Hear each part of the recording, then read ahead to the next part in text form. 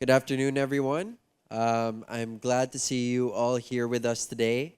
And originally, this speech was actually supposed to be like a 6 page long, fact filled, data filled uh, briefer. And after listening to all the panelists and all the speakers, I don't think there's anything that I can say that you haven't already heard. No? So I decided to last minute try to put together something because at the end of the day, really, my message is supposed to be the message of the council to all of you, the ones who showed up today to support our initiative. And first and foremost, I actually want to put a special shout out for our managing director, the one who really put everything today together. I want to give a special thank you to Katz. Uh, she was able to put this together and get you guys all here in just a few months. So thank you so much for everything that you've been able to do, not just for us, the council, but actually for the country, because this is really supposed to be our initiative, all of us, in trying to get the country to pay closer attention to the growing opportunities behind AI. And so thank you for your dedication to this, Cats. I also want to say thank you to GSIS for giving us our venue here today. It's nice to see the insurance group looking at AI with favorable eyes and giving us a chance to share a message of positivity here today. Also, I want to take this time and this message to really share with you the vision of the council. You've heard from people who are AI experts. You've also heard from people who are entrepreneurs. You've heard from people who could possibly be your coworkers or your boss. But the point is, you've heard people from all different sectors, all different government agencies. And that really is the vision of what the AI Council was here to do today.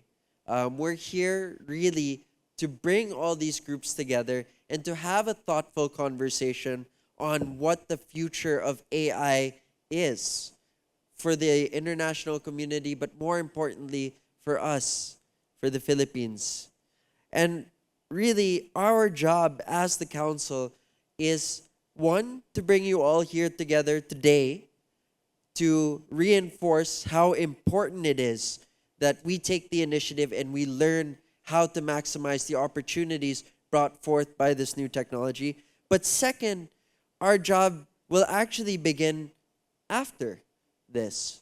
Because unlike your normal conference where everyone shakes hands, exchanges calling cards, and goes home, your council, along with its advisors, will be very busy developing a report which will be given to investors, which will be given to decision makers, policy makers, and entrepreneurs.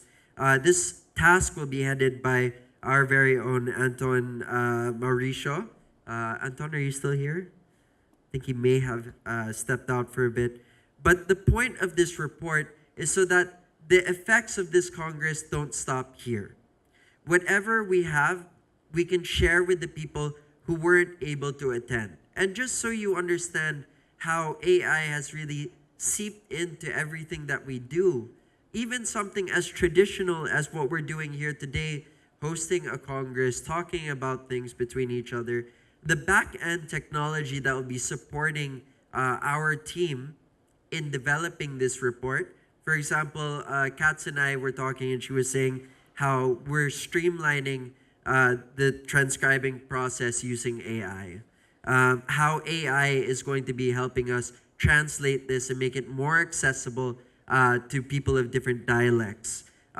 This is how AI is revolutionizing the things that we're doing and making it more efficient, more effective, communicating it to more people and making it more accessible to all. I think one of the key takeaways from what I've heard across all the panels is how AI is making information, communication, and technology more accessible to people and making it more democratic in a sense. So, with that, I also want to thank, of course, the sponsors who supported today's event.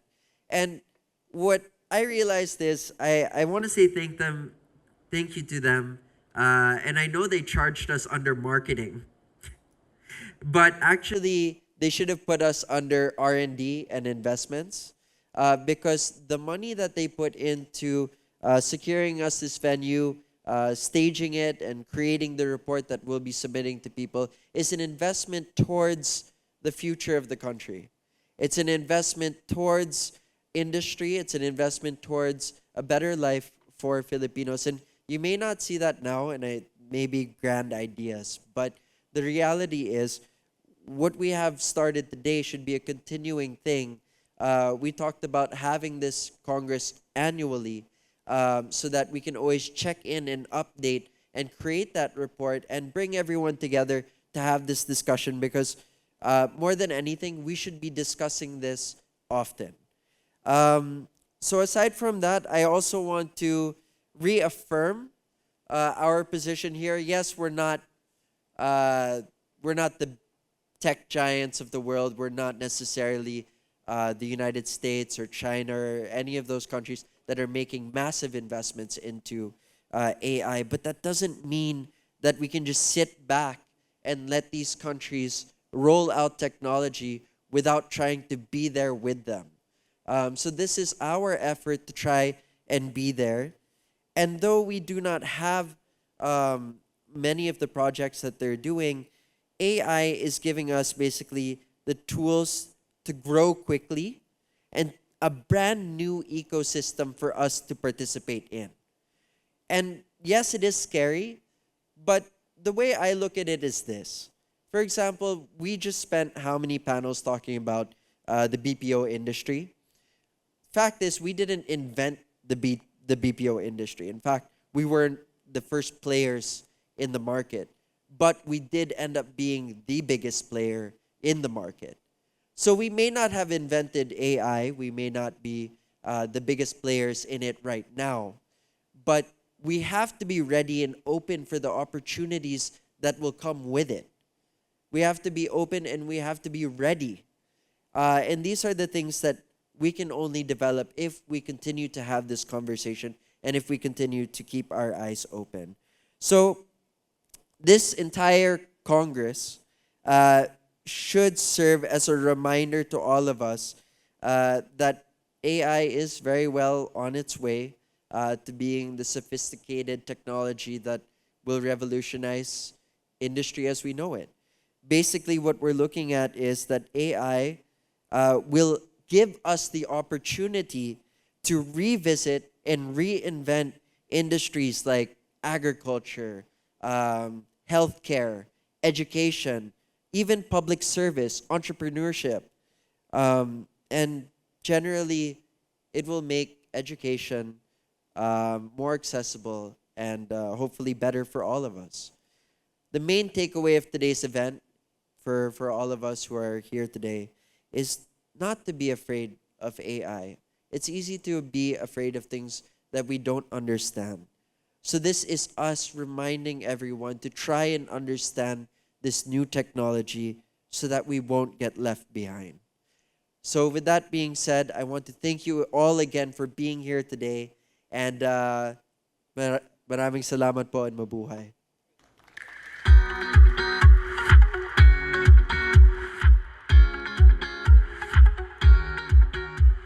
So I'm actually going to stay on. And for those of you who are still with us here, I would like to invite you to take a pledge with me.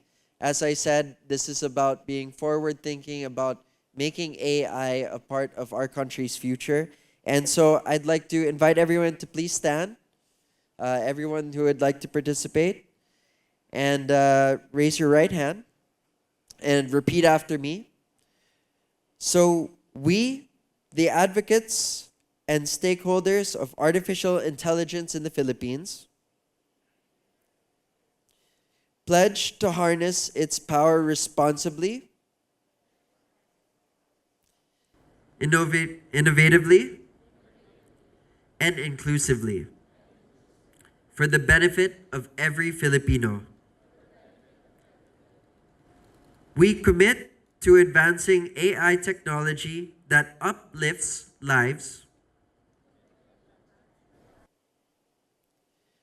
bridge disparities, and empower our people. From the bustling cities to the most remote barangays, we vow to prioritize transparency, fairness, and ethical integrity in every decision, every system, and every innovation. Guided by the values and spirit of our nation, together we will create opportunities for future generations, protect the dignity of all, and ensure that progress leaves no Filipino behind.